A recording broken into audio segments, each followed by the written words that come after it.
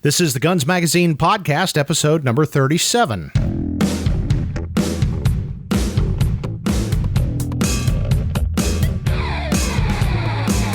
Hi there, and welcome to the Guns Magazine podcast. I'm your host and the editor of Guns Magazine, Brent T. Thanks for joining us as we talk to the interesting people who make up the world of shooting, hunting, and the firearms industry. Before we get started, let's talk about our sponsor, Kimber Firearms. Kimber was founded with the singular purpose of making every firearm the best it can possibly be, with a fit and finish that only practiced hands can achieve and appreciate. Whether you carry a Kimber for personal protection, hunting, or competition, know their promise of quality without compromise is how they measure success. To learn more about Kimber Firearms, visit kimberamerica.com. Today on the Guns Magazine podcast, I'm talking with gun writer Tank Hoover. Tank's one of our all-star team of staff writers and handles the Think Tank column each month, along with several other features, both online and in print. He's had hundreds of stories published over the years and has been a shooter since his BB gun days. Tank's a retired motorcycle cop from the Washington, D.C. area, and he's also an avid reloader, bullet maker, black powder shooter, and hunter. In the November issue of Guns Magazine, you'll be able to check out the story of his first African adventure in our feature, Kalahari Safari. Now here's my conversation with Jeff Tank Hoover.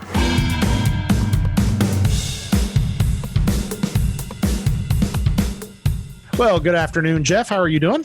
Doing great, Brent. How are you? Finer than frog hair, as they used to say. So we're glad to have you here on the Guns Magazine podcast.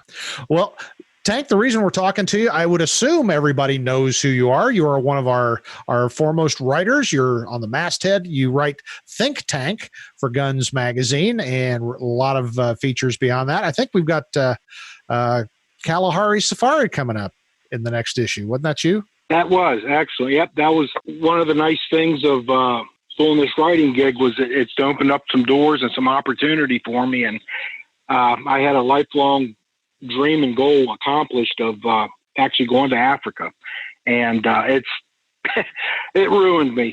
That's all I can think about. I mean, what they say is true. Once you go there, you know as soon as you step off the plane that if you want to go back or not. And I was one of the ones that I was making plans already to get back as soon as I could. So.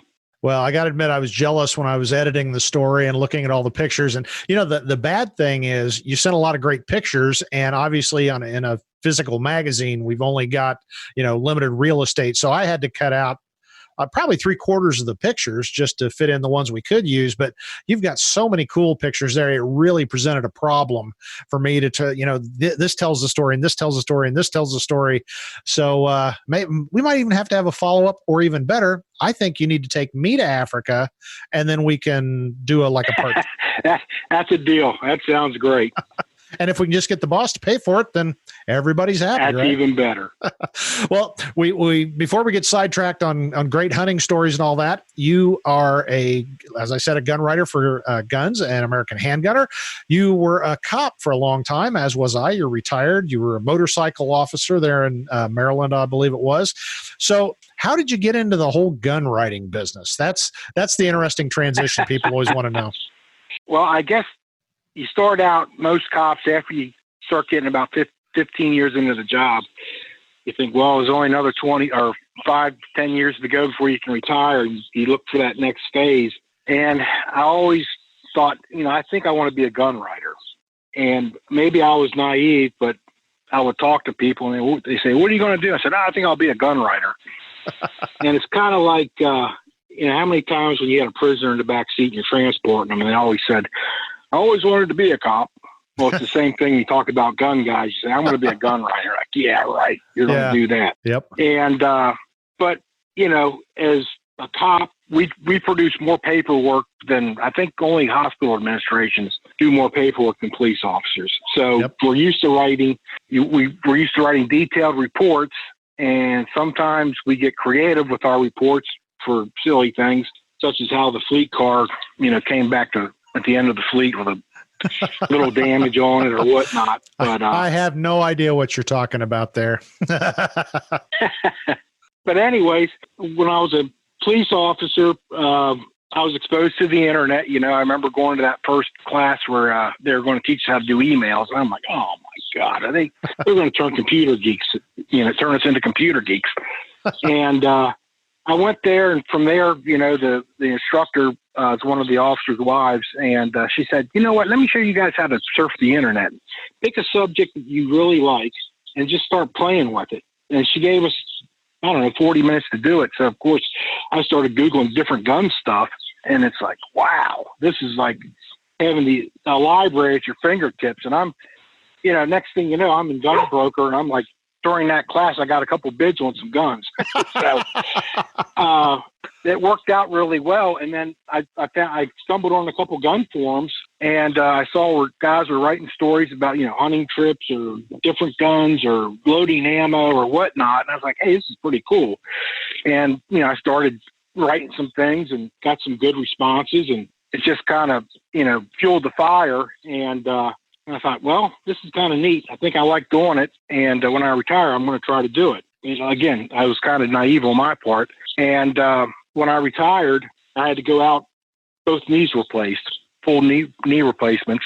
And so it took me about 2 years to get the nerve up. And before I submitted anything, but, during this time, I was still doing internet stuff and reading all the gun magazines. And finally, I was like, you know what? It's time to crap or get off the pot, as they say. And I said, I'm going to start with the best magazine. And I always thought, Handgunner and guns. Of course, since I'm talking to you, it's guns and handguns. Of course. Absolutely. But I thought, I'll submit something. And so I can't remember the first article. I submitted it to Roy, and like a half hour later, it's like, hey, Jeff, I like the article. I need your Social Security number. I'm going to put it in. I'm like, holy hell, that was easy. How did that happen? But then my bubble got burst. I get another email a half hour later, and it was Roy. Tank, I'm sorry. I hit the wrong address. That wasn't for Jeff Hoover. That was for Jeff so-and-so. And I'm not going to need your article. And maybe you want to start a blog or, the usual blah, blah, blah, blah, blah. So then wow. We exchanged a few emails, and he said, just read the magazine and see if you can follow up on any of the articles or whatever. And Roy had just did an article in his Insider on the Lee loader, the little wrap and tap tool to load ammo with a hammer and the little dies there. So I said, you know what? Maybe I'll do something to follow up on, like how to get the bullets ready for that stage. So I ended up doing an article on cast bullets and different ways of lubing them. I talked about locks and powder coating and regular, size and lubing and whatnot. And I submitted the article. I remember I was on vacation in Ocean City, and it was the 4th of July weekend. And I sent it, and I didn't hear anything till January. I guess it's a typical response. And Roy said, hey, this time I do want your Social Security number. And I sent him that, and then that gave me the encouragement. And I just sent another story, and you're like, yeah, I'll let you know. And then I said, well, I got his attention. I might as well keep on going. And I just started going crazy.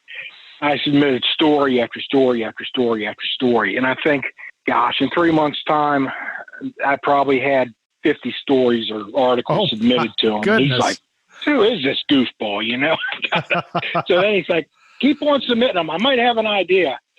And then I just kind of came up with the idea of, well, if I ever get a column, maybe we can call it Think Tank. And I said, my nickname's Tank. And he's like, hey, that's kind of neat. I like that. And, it started online, and then it just kind of progressed. And, I'm still doing the online stuff and some of the print stuff. And that's it. It's just kind of luck and being at the right place at the right time. And I guess, hard work. So. Yep. That's the formula for success. Right place, right time, and hard work. And what is it? Luck favors the prepared. So yeah. Yep. Now, okay, I got to ask, Tank, where'd the nickname come from? That came from my good buddy, Mike Doc Barani. And he's a holster maker. And we met through another good buddy of ours out in Idaho, Dick Thompson. And we would always talk. He was, he wasn't starting out in the holster business, but he wasn't as well known as he is now. And we always, we were both Skeeter Skelton fans. We always talked about making like in the old days, they call it the knife and fork circuit, where you go to these gun banquets and whatever, expos, and meet and greet people. And they'd have a banquet for the people there. And we said, we need to come up with some names. And I read an old Skeeter Skelton article, and the opening line, he said, I hold my doctor as valuable as my holster maker, or something along those lines. And I said, there's your nickname, Mike. I said, Doc Barani. Ah, okay. And he goes, all right, I'll come up with one with you. And so he looked at me and said, well, you look like a tank. Just came up with tank. And I said, all right, that's it. I picked yours, you chose mine. So we just kind of ran with it. So, hey, that works. It's a lot better than dog butt or something like that. So how long, years-wise, have you been writing now? We're in 2020. I think, I guess it's been about 4 years for FMG. So perfect.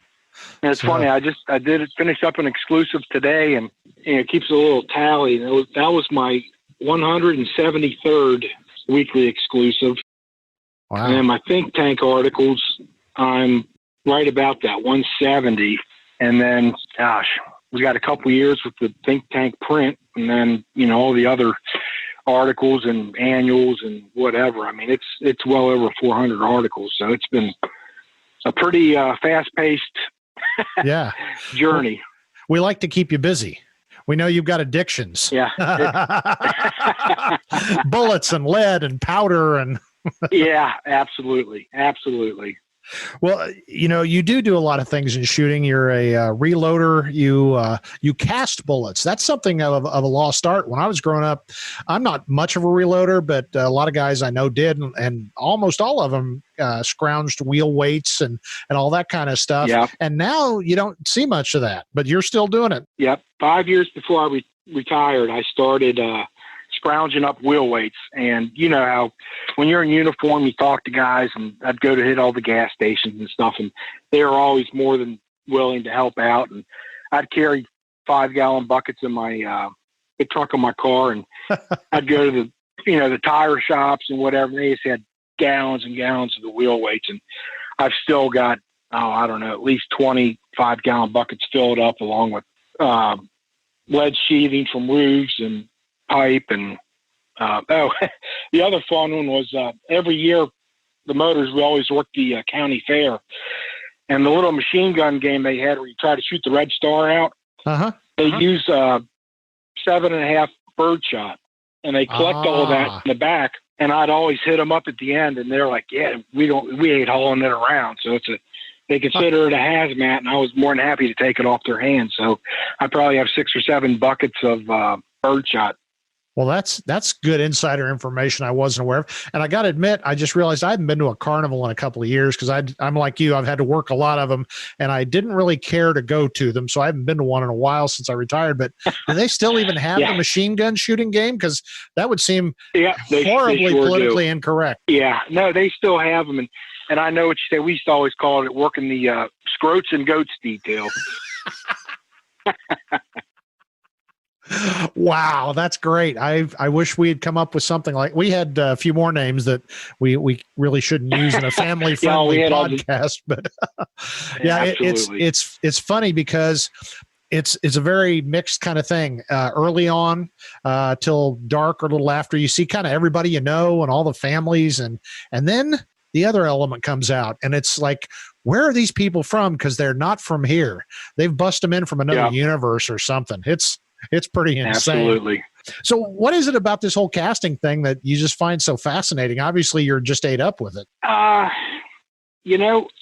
since I was a kid, I've always been kind of a do-it-yourselfer. And I think I talked about it in one of my articles, where I still do love to fish, but I'd see all these fishing flies in the magazines and stuff. And, we didn't have a lot of money. I never knew it at the time, but there wasn't a lot of extra money. I was like, I'm just going to make it myself. And I'd make my own flies, just finding feathers in the backyard, and hit my mom's sewing kit up and wind some thread around it and use a little bit of nail polish, make some eyes and stuff. And I started catching fish with them. I was like, hey, this is pretty neat. And, that would go. I made my own bows and arrows for years. And I got into hand loading, and I realized that, the bullets, the brass you could reload over and over. That's 75% of your cost. But the bullet was the next most expensive thing. And I just thought, read about, the old frontier guys shooting patch and ball, they'd cast their own bullets. That was neat. And then reading Skeeter Skelton and Elmer Keith, they talked about it and the virtues of cast bullets. And I thought, that's just a neat way to go. And then, you hit a couple of times when you had the ammo crunch, like right now we're going through one. Yeah. And I said, if like not to be dramatic, but if there's like ever a doomsday scenario where you can't find ammo, it sure as heck would be nice to be able to still load up some ammo to be able to do something.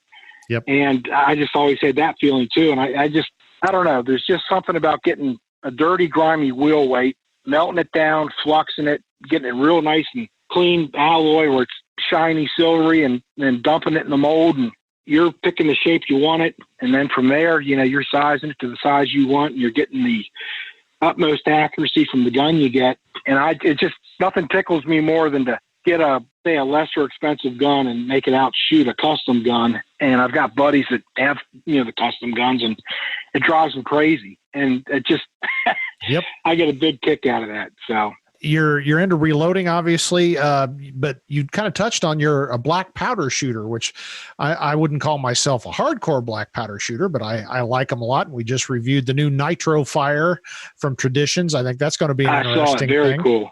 And our state just changed the law because my first draft of the article, I called my buddy who's the spokesman for the DNR, and he said, nope, that's illegal. Well, then they changed it. So I can use it this fall. So we had to ship the gun back to the manufacturer, and I called him and said, I think field test would be part 2. So hopefully we're getting that organized. But there you go. Do you build muzzle loaders or just shoot them?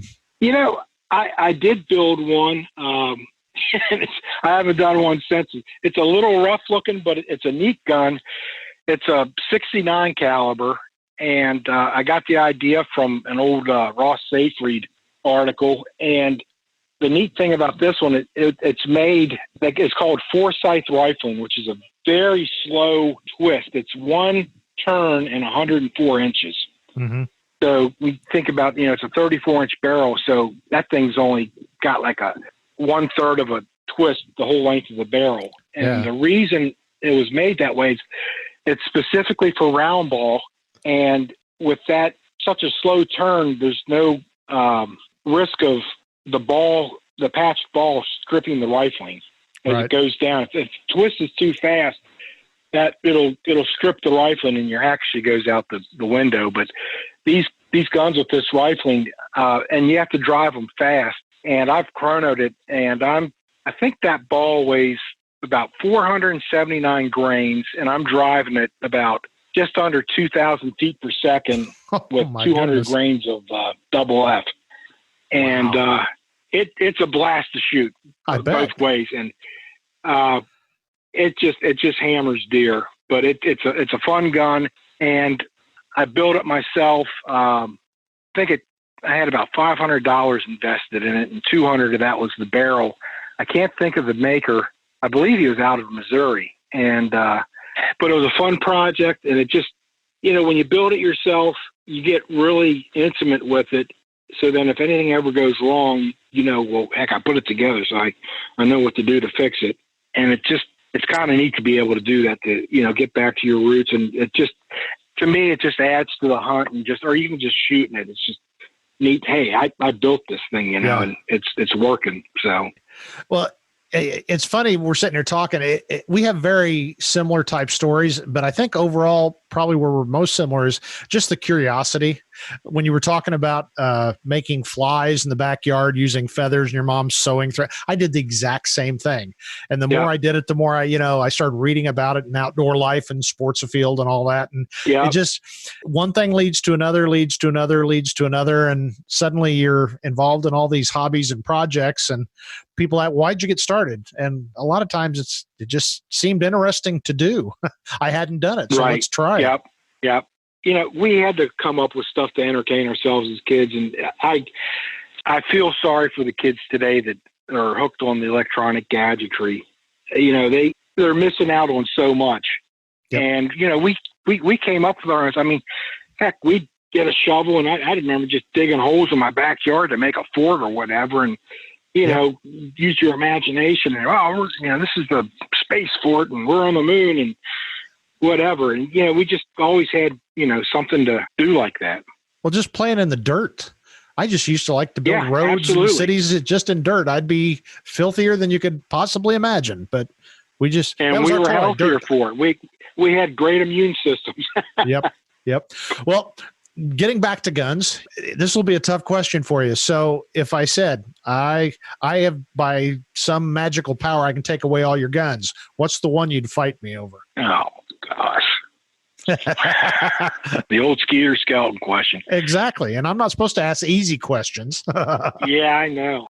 And take practicality out, because that's one criteria, but what, just the gun that you get warm and fuzzy whenever you see it? Well, if I just had to even pick the type, I would say a single action revolver, just because of their simplicity and strength and ruggedness.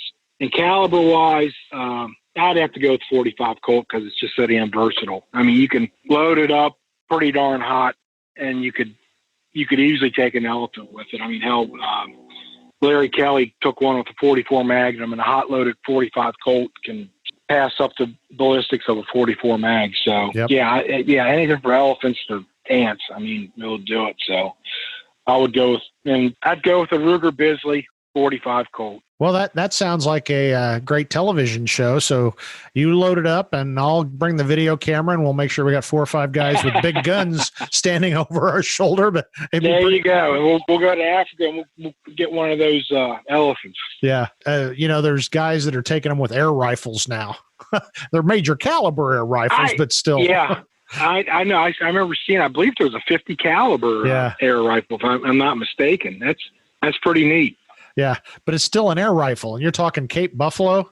He'll stomp you into little puddles of goo. So, well, it's hard to name your favorite gun. I'm going to ask you kind of the follow-up question after hundreds of articles. Is there one that really sticks out for any reason? You either loved it so much, or it really struck a chord, or the readers really thought it struck a chord? I would say the piece I did not too long ago called Flat Top Influenza. Mm-hmm.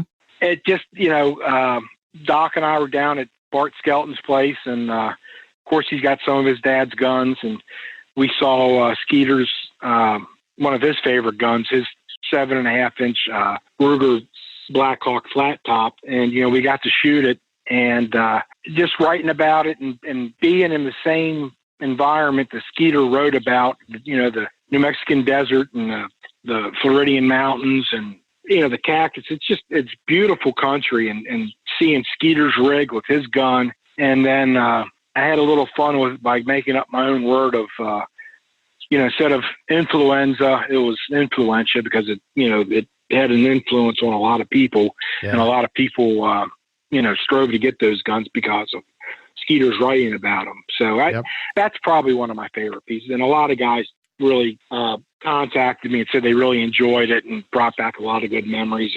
And that's, to me, that's the biggest compliment, when somebody can read it and say, hey, you took me back to that place and time, with, even if it was mentioned in Skeeter, it took me back there and just brought back good memories. And I think that's what we all kind of strive to do, to, make our readers feel good, or just enjoy the articles. Well, our tagline says your next gun story starts here. And that's what I'm constantly harping on with our writers, and our writers do a great job of, we tell gun stories. We're not trying to sell stuff. We're trying to tell gun stories. And right. Yeah. It was great when you said that, because you said the name of the article. As soon as you said Bart Skelton, I remembered that story, because it was one of my favorites. That's the kind of coolest memories that, we get paid to write about it, but we also get to live it. And that's pretty cool. Yeah. Yep, absolutely. Well, you're an avid hunter also. You took some nice plains game. Like I said, Kalahari Safari will be coming out in maybe, I think it's November. Maybe I got it scheduled. Yeah. The November issue of Guns. And that looked like quite the adventure. Tell me some more about that. Oh my gosh. I don't even know where to begin. I mean, it just, it's kind of like the gun writing gig where I tell people, I'm going to be a gun writer. And there's a big part of you kind of doubt, was it really going to happen?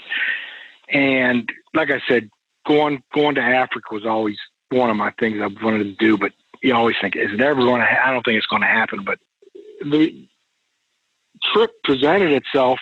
John Sheehan, who's a field editor, for guns, right, is a professional hunter, and he's worked with this gentleman, Richard Pascal, for 33 years. And that's an amazing story in itself, where Richard was an outfitter, and he was in Zimbabwe, and I forget how many hundreds of thousands of acres he had, but the government, the regime, they basically came to his farm one day and said, you have 48 hours to leave or you'll be shot and killed. And he had to leave everything.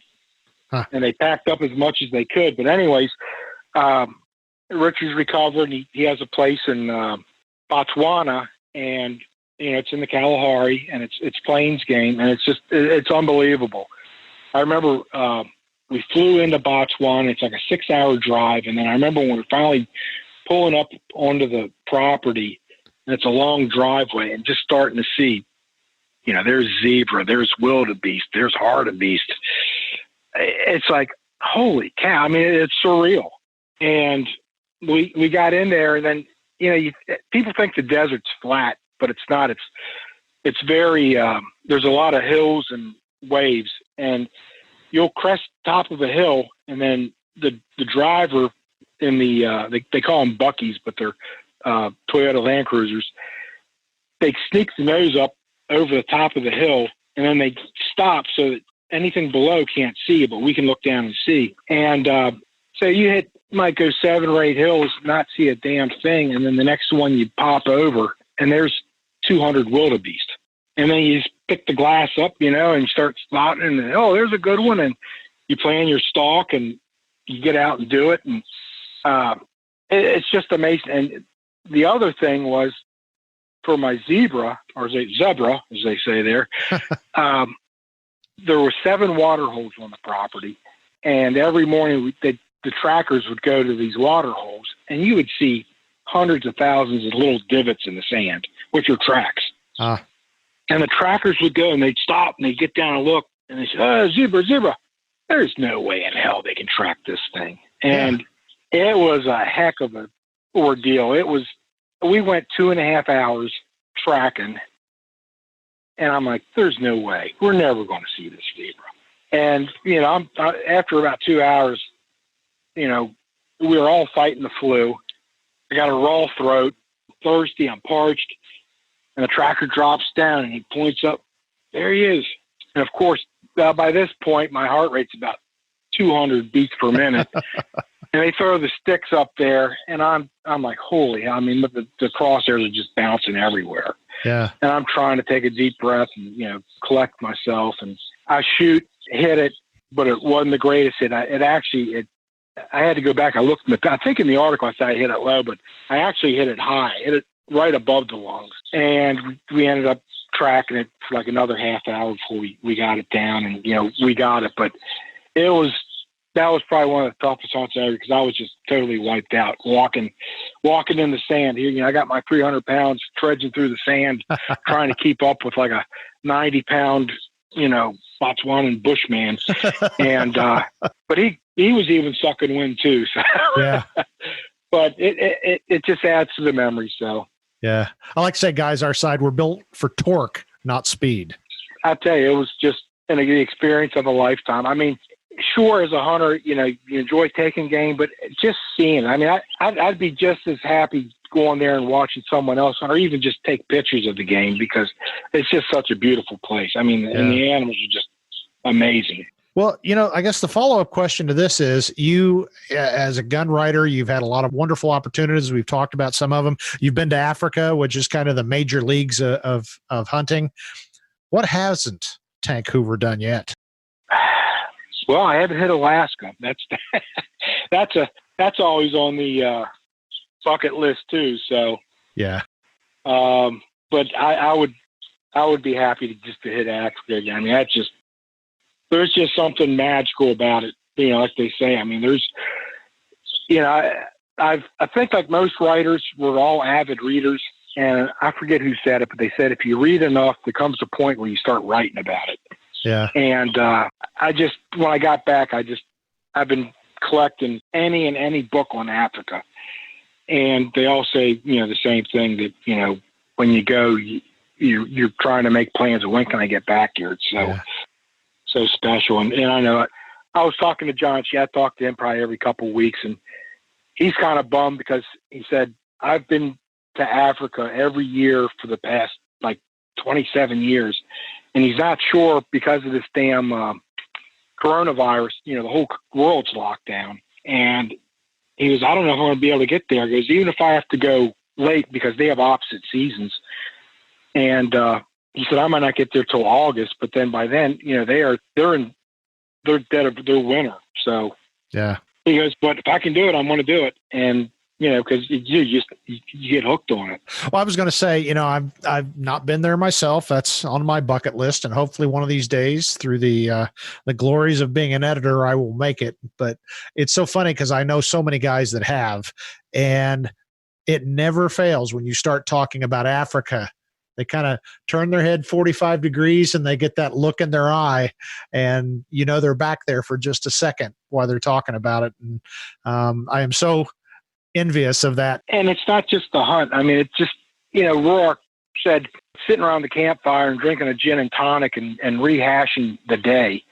And he said, this is the real Africa. And it is just, soaking it all in and appreciating what's out there and just, the animals are just spectacular. And also in the States, we have our white-tailed deer. And if you're out west far enough, you got elk and some of the, mountain goats and whatnot. But Africa, I mean, there's just so many different species. Yeah. And if you go to a different area, you have, 24 more different species that aren't there. I mean, it's just an amazing place. Well, I got to say, sidebar, I've been on an Africa kick here lately since I was editing Kalahari Safari. And I'm currently in the middle of reading Colonel John Henry Patterson's The Maneaters of Tsavo. I'm a big fan of Capstick, Peter Hathaway Capstick. That's the coolest name in the world. But I've read all of his books, and he wrote a big section of one about the Colonel and his bumblings, basically shooting the man-eaters of Tsavo. And those lions are actually in the Field Museum of Chicago, and I've seen them, the mounts of them. Yep. So, but yeah, it's an interesting book, and he was quite the sportsman. He'd go after everything and did a pretty poor job of it much of the time, but it was kind of cool to read his tales of Africa. Yep. Well, that all leads up to kind of the big think question of you've had all these opportunities and you've done a lot of cool stuff. What is it that when folks read you in Guns Magazine, American Handgunner, what is it you want them to know about you or to think about you? It's funny. I never thought of it that way. My thing is, I just want them to leave with the feeling of, hey, I enjoyed that article and it gave me a chance to escape, the realities of whatever's going on in the world. Because I can remember, working midnights and you'd go in the 7-Eleven and I'd always, you get your cup of coffee and I'd always go over to the magazine rack. And I remember, looking at the hunting or gun magazines and picking up and reading an article, and just even for 10 minutes, if it gave you a little chance of escape or whatever, it's like, hey, this is neat. This is good stuff. And if I can pass the buck on and give someone else a chance to escape and, enjoy something, that's great. And that's what I try to do. I try to, if they can learn something, if I can teach them something, that's great. And, just entertain them and try to give them something to, take their mind off of something and something to enjoy. Just feel good about, what they read. Saying, hey, that's neat. Or that Tank sounds like a nice guy, or he's a good guy, or whatever, it's hopefully that's it. I'm saying, he's a freaking Hey, oh no, it all, whatever, and I try not because, I think you hit a good point there that in these times of tribulation, I am as susceptible to it as anybody else, but we've made a conscious effort to keep doing what we do. Let's try to celebrate having a little bit of fun. And that's what's missing from today's world is everybody's so uptight about everything. So I hope that we're providing a little oasis of some enjoyment. It just seems like the younger set, not to pick on them, but a lot of them, they have no sense of humor. They can't laugh at themselves or other things. And they, I'm offended. Just like, come on, you need to grow up. And, if you can't laugh at yourself, it's going to be a long haul. Exactly. And unfortunately, that's where we are as a country. We can't laugh at ourselves anymore because everything is so serious. So, yeah, it's like when we were cops and you were the rookie, you had the old salts, they pick on you or do whatever. And the sergeant look over at you and say, yeah, don't worry. He goes, when they quit picking on you, that's when you got to worry. Because if they're picking on you, they like you. So Exactly. They're just forming you. So, well, no picking on you here. We love having you in Guns and American Handgunner magazine, and we hope to see many more years. I hope we're both here for many more years. I do. I enjoy it, and I agree. Cool. Well, I'm serious. Maybe Africa is going to be on our bucket list again. So you can take me over there and show me what it's like. I would love to go to Africa with you, Brent. And I'd be happy just to sit next to you and carry your gun or whatever. Okay. Well, it sounds like a deal. We'll be working on that. So if any of the listeners of the podcast want to make that happen for us, I would be grateful. Jeff Tank Hoover, thanks for talking to us on the Guns Magazine podcast, and you enjoy the rest of your afternoon. And I think I may go to the range and celebrate my still available American freedoms. Sounds good, Brent. I enjoyed it. Thank you.